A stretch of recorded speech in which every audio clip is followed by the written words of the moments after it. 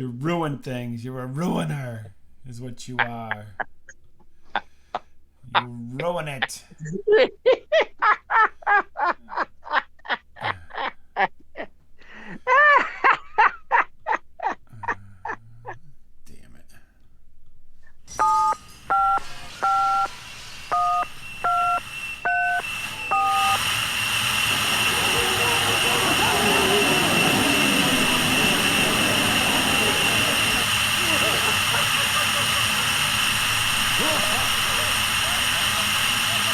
Damn it. Hello, Stations Bob.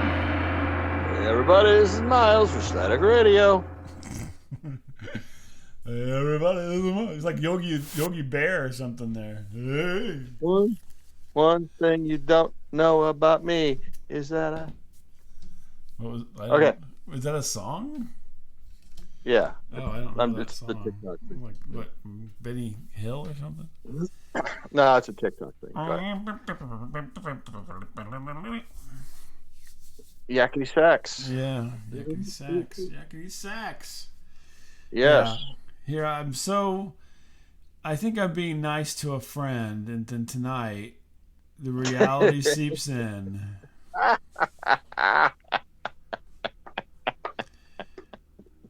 Maybe I'm not as friendly. I'm not sure.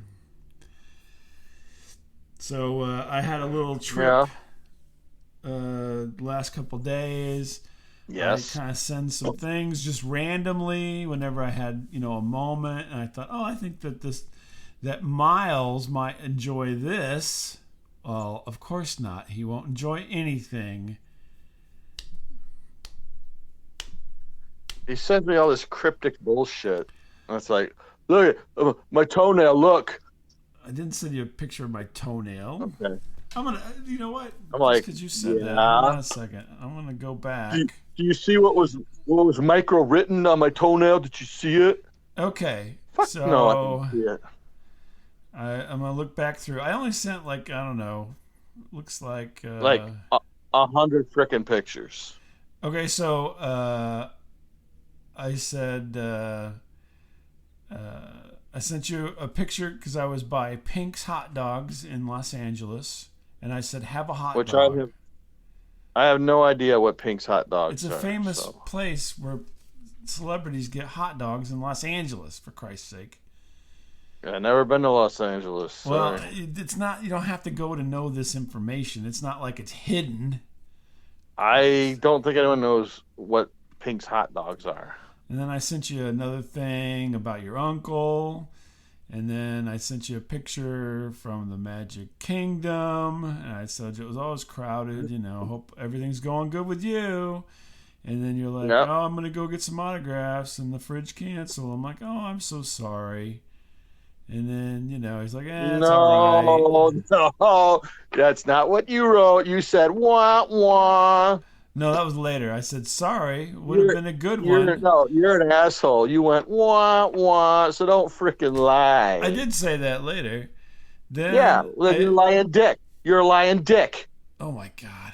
And then I sent you pictures from Batu. I got a picture of Boba Fett. Then I sent you a picture from the Cars place, and you're like, I don't know what the fuck that is. Then you sent me an Al Capone thing, and then some kind of nasty sandwich you were eating. And then I sent you my high score on one of the rides, and I don't know who this woman is on this car. I thought she was supposed to be part of the Avenger. I think she was just some strange woman in the park who jumped on this car. Mm-hmm. And then I had made and then I sent you a thing with Day of the Dead stuff. And then I sent you a thing about Live and Die in L.A. And then I made a spoof video on Live and Die in L.A. And then I sent you some pictures from the plane that sunrise this morning. I said, wow, cool, and neato. Going over the Rockies. That's it. That's all I sent. I mean, it's maybe 7, 8 things over the course of 3 days. And if I was 10 years old, I would have loved all of them. But I'm not 10 years old. Oh, my God. Yeah, you're not 10 years old, that's for sure. Yeah. Your sense of wonder is gone. That's right. I'm a realist. I'm a realist. You're like, I don't get to do anything, so why should I care? I live in the here and now. Yeah. Okay. Oh, well, Yeah. that's it. No more. No more. Yeah. All right. That's fine. That's fine. Thought I was being nice. I'm kind of, showing you some stuff. Thank you for sending these cool pictures. Wow. So, I said Al Capone's grave, great. Beef sandwich, fantastic. Oh my goodness. I enjoyed it. It was a good beef sandwich. I think this is a little bit of a projection on your part here. What? You're kind of, a little angry about something, so What? you're projecting that onto me. So. Oh, I see. Now, because one time I told you what projection meant, and ever since then you bring it up like on a weekly basis. I explained to the guy one time what that meant, and now projection. Right? Right? No, I just love to say it because it gets your goat. Because you hate. You're right. I know. I know. So you want to hear about my wife yelling at random people while we're on our trip? Yeah, bring it. Now your wife's funny. I'll laugh at her. Okay, go ahead. So we were in St. Louis getting ready to go on the plane, and you had to go through security, Yeah. And she, she just can't. People don't move at the pace that she wants them to most of the time, which is just what people do. And so there's this older lady who was in line, and she was, getting ready to put her stuff on the belt to go through the metal detector, and then you walk through, right? Sure. And she was kind of like dicking around, you know what I mean? She was like, I don't know. She's like, I think like moving stuff inside her purse for some reason. I don't know what she had in there, but and so my wife just basically cut her off and went in front of her. God, because she was taking too long. That's rude. People are backing up. I mean, the people working are like, come on, like like you're a dog or something. Come on. And so my wife's like, I'm ready, and she just throws her stuff on the belt and in front of her, and then goes on through. And then I'm stuck because I'm not that aggressive. So And there was also these two abandoned wheelchair people. The airport people brought them there, and then left them there. Did not take them through the scanner for a little bit. So that was the sad part. But then they told me to come through, so I followed right behind her. They're like, "Yeah, you come on, hurry up, change our diaper." Yeah, it was a bit of a scene. I'm like, oh my gosh, this is starting out great. Give me that rye, you old bat. Yeah. Give me that rye, yeah. So we flew nonstop to Los Angeles, which is like a 4-hour flight or something. And so we got situated and everything, and it was a good flight and whatnot. But we were probably about, I don't know, halfway through, maybe a little bit more into the flight. And I needed to urinate. Okay. And I've gone to Europe, and I've been to California. I've gone on these long plane trips. I've never once ever used the bathroom on a plane. Ooh, you freak. Ever. And so I go to my wife, because I was sitting by the window, and I'm like, I got to go use the bathroom. And she's like, What? And she's like, are you sure? I mean, it's never happened, right? That's why I sit by the window, because I never get up. They plop me down there, and I'm like a vegetable for the rest of the ride. So I'm like, I gotta. This could be bad. I need to get in there, right? Yeah. And so I don't know. I've never been in a airplane bathroom, and so sure. I open the door, and I'm like, holy mother of God. This bathroom is no bigger than the door. Oh, my God. Yeah. And so it's basically, you know how at the holiday times, whenever the cranberry sauce comes out of the can. Yeah. I was reverse. I was going into the bathroom. It was like I'm squeezing my shoulders in. You were like the turd going back into the... Yeah, exactly. I'm like, oh my gosh. So then I shut the door behind me, and I thought, okay, we're good, right? So then, I lift up the seat or whatever, so I don't pee on the seat or anything for the other people have to use it. And I'm standing there, and I freeze. I can't pee. I've never been in the bathroom. I'm standing there. I have to go. I mean, it was an urgent need to go to the bathroom. Yeah. And I stood there for a minute. And I'm like, I can't leave without going. Yeah. This is absurd, right? What is going on, right? I froze. And so I'm like, well, I'm just going to wait here until I go pee. And so, I mean, it took a little longer than I figured it would. So, it's very noisy, and you can, hear everything. And it's basically like peeing, in a very thin-walled apartment or something. And you can hear the stewardesses talking back there and everything. And so finally, I start peeing. And I'm finally going, like, real good. I'm like, oh, this is fantastic. I'm peeing. This feels so good. I really had to go. And turn on the sink. Well, no, there's no way I could have peed in the sink.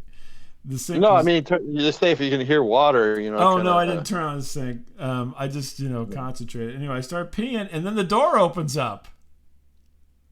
Oh. So, but the thing is, I mean, you can't see anything because basically I am another door at this point. I am so broad that my shoulders are basically touching either side of the bathroom. Oh wow! It is that tiny, and so apparently there's something other than the door handle that you have to move in order to put the occupied side out. And I didn't realize this because it's behind me, and I can't see behind me because literally I'm wedged into this bathroom. And so the guy goes, "Oh, sorry," and then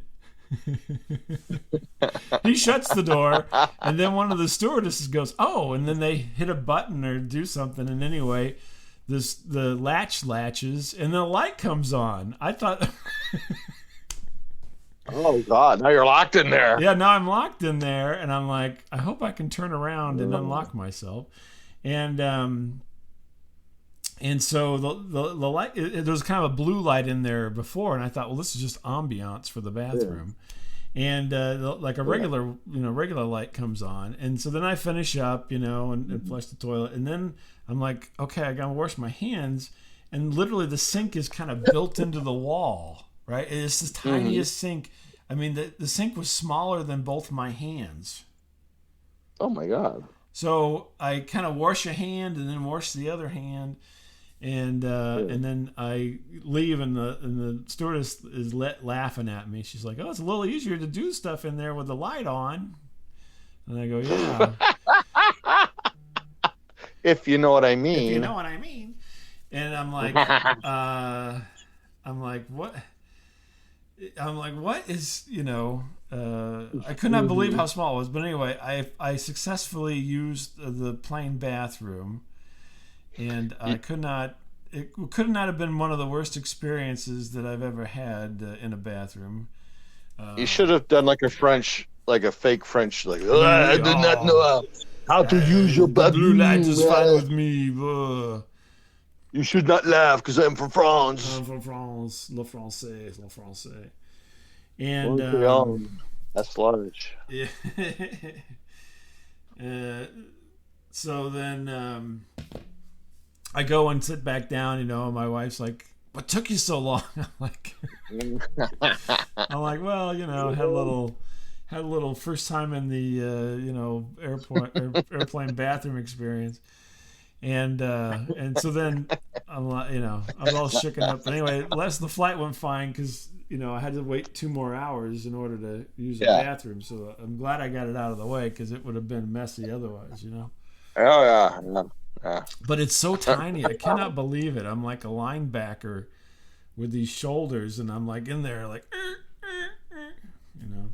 You know, it's funny. I mean, I was joking off air. You know, I was saying, "Oh, you're really fat." I mean, you're not like a heavy person, but you're not like a gigantic dude either. I always like to tell people I'm proportionally fat. Yeah. I'm a taller person. I have very broad shoulders, but like my arms don't stick out when I hang them down from my side because I'm proportionally fat. Yeah. So I'm fat, but I'm not so like some people, you know, But there's smaller people. If they try to hang their arms at their side, they don't go straight down. They kind of go out at like a 45-degree angle or something. So, right. yeah, but no, I'm proportionally, you know, big person, and yeah, I'm like this is just like I felt like I was in a Chris Farley movie or something, and I'm stuck in the toilet, and David Spade's gonna come get me out of it or something. I don't know what's going on. So fat guy in a little toilet. Yeah. Yeah. You know, and I'm worried. You know, I'm gonna pee all over everything or whatever. I'm struggling here, and then I really didn't have an idea that there was a separate latch that turned on the occupied because the handle is low, like you know. Like below my waist, and the latch to lock the door is high, like in the middle of my back. Oh, and once I stepped in and shut the door behind me, I mean I couldn't even reach behind me to do that latch. To be honest with you, it was kind of the middle of my back. So some guy came and saw your dick. No, he couldn't. I mean, literally, he could. I was so wedged in there. My God, he probably was like, "Holy shit, what the hell's going on here?" You know, he's like, look at that woman's in there standing up peeing. Wow, yeah, what the heck? Yeah, look at that bald woman. And then I where's the sink? Where could the sink possibly be? Well, it was just off to my left, but it was so tiny. We flew Southwest, and they had 2 bathrooms in the back, but they both were just as tiny as could be. I guess I only went in one of them, but.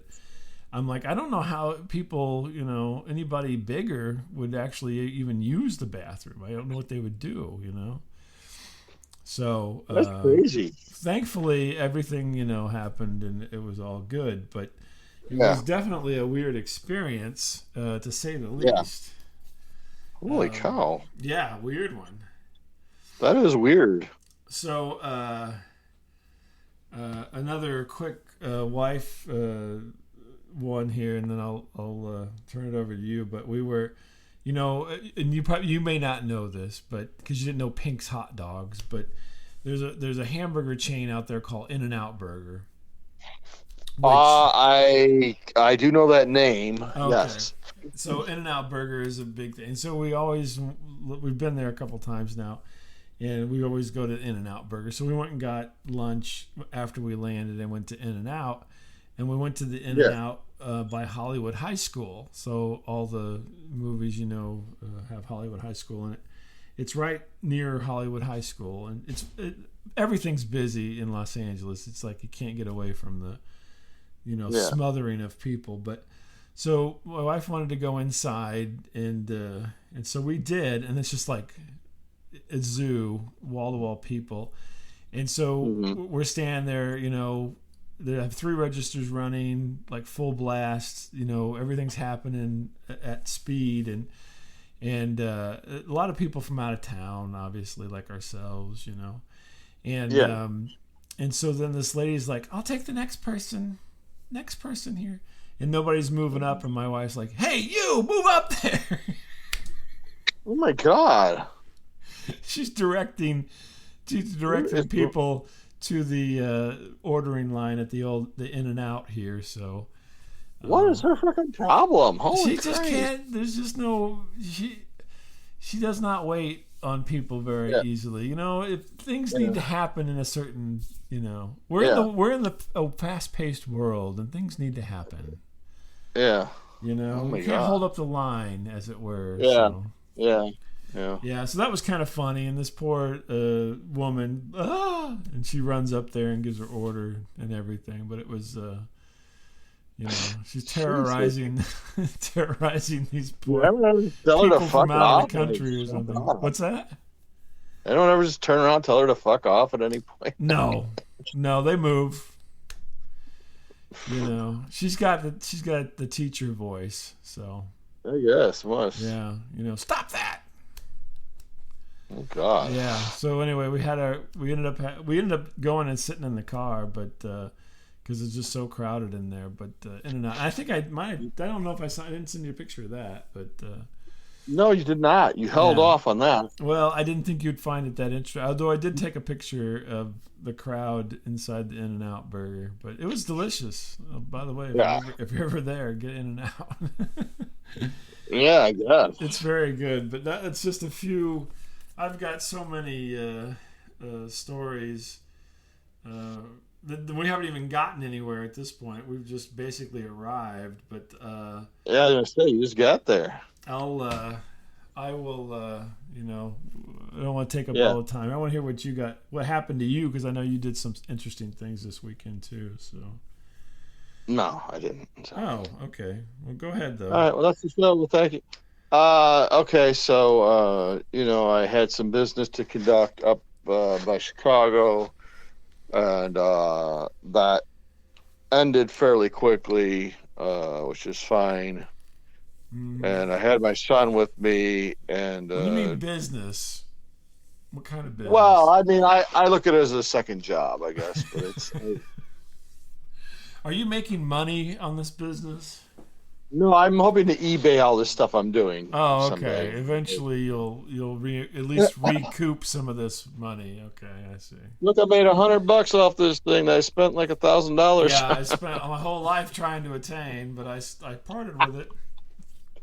But for $100, no, and no, it was just an autograph signing, and it was just a smaller person, so it got over like fairly quickly. Within like 10 minutes, it was done. I was like, oh. What do you mean a smaller person? What do you mean by that? What kind of vernacular? Name wise. Oh, it was not as famous. I see. Not as famous. No, it was not like a household name. Like it wasn't Troy like a McMahon or a Ditka or yeah, Troy Aikman or no, it wasn't. Refrigerator Perry. Or you name a name. Yeah, it was not that. It was Joe Chump, who was the high school football all-star. Something like that. Yeah, pretty much. Yeah. Okay. It's like if you got an autograph from your friend Mark. Oh, really? I can get you a Mark autograph anytime you want. No, it's okay. I'm sure he played football. He played football. My friend. Well, Mark, I bet you did that big Lardo. Yeah, my friend Mark. Big Tubblard. He was on the line, man. He was holding them off. He was. I bet. I know. He's a big Tubblard. That's what he was. He's a big guy. He's a big guy. And my son has gone to these, and we say, like the last time we went and saw kind of a neat kind of cemetery thing, and so this time we said, hey. Let's go see Al Capone's grave. We were not that far. Who you supposedly have some type of relation to, distantly. I don't know. Oh, I thought you said you did. I thought you knew you knew somebody who was a relation to him or something. Oh no, I knew somebody. Yeah, pizza guy. Yeah, Phil. Pizza guy. Okay. Yeah. He looks just like Al Capone with a beard and mustache. Which is the weird part, but okay. And I always worry because I don't quite know where these places are. Like on the map, I see where they're at, but I don't know what neighborhood they're in or the location. Because I'm always just a little. That's always in the back of my mind. Like, what if we go? You never know what you could run into, like at the Elijah P. Lovejoy statue. Yeah, I go. Last time I went to something like this, there was like some dude and a girl, doing stuff and. And I go, man. Doing stuff. Stuff. So, no, it was a very nice location, very easy to get to. Mm-hmm. And, literally the grave is just almost right by the entrance to this place. Oh, really? That's convenient. And I just I wonder which one's his, And then I realize... Look for all the weathered grass from all the foot traffic. Right. And, there you go. Oh, yeah. His skills of deduction kicked in all of a sudden. And then I see there's like some like, family plots like on the ground. Mm-hmm. And there's like this huge, family stone. It says Capone on it. And someone has spread like flower petals Mm-hmm. on Al's grave. Plus they've put like a little mini Italian flag on it. I go, well, this is it. This This is is it. certainly is 100%. And we're in the right spot, kid. This is not that I'm really into cemeteries that much, but this was probably the most interesting cemetery I've ever seen in my life. Really? Mausoleums, huge stones, Mm-hmm. nice. Like every stone is like a piece of artwork. I'm like, oh my God, this is like, it's crazy. You know what I'm saying? That's what Père Lachaise in Paris is like. Is it? Yeah, totally. Okay. But, yeah. Totally big But, mausoleums, giant stones, like. Oh yeah. And like Chopin and all these artists are there. Yeah. Yeah, it is even if there was nobody famous there, it is a sight to behold. Yeah. Yeah, when you go to like a really, because usually like any graveyard you go around here, it's like all these crappy, like half the stones are knocked over from the neighborhood kids, desecrating graves. No, there's not one like shitty grave. I mean, it's like, wow, this is like money, man. We're like playing football out here. Yeah. Perfectly manicured, and then there's like this huge building because they're ironically like up front was like all these gangsters, which I think is funny as hell. But then in the middle of it is like Chicago bishops are buried right in the middle. Well, the gangsters of religion, honestly. But yes, okay. Yeah, I thought, that's kind of ironic. But, remember the Monty Python bit, with the bishop. It's a bishop. Remember that? Oh, the bishop! Beat it, it's the bishop.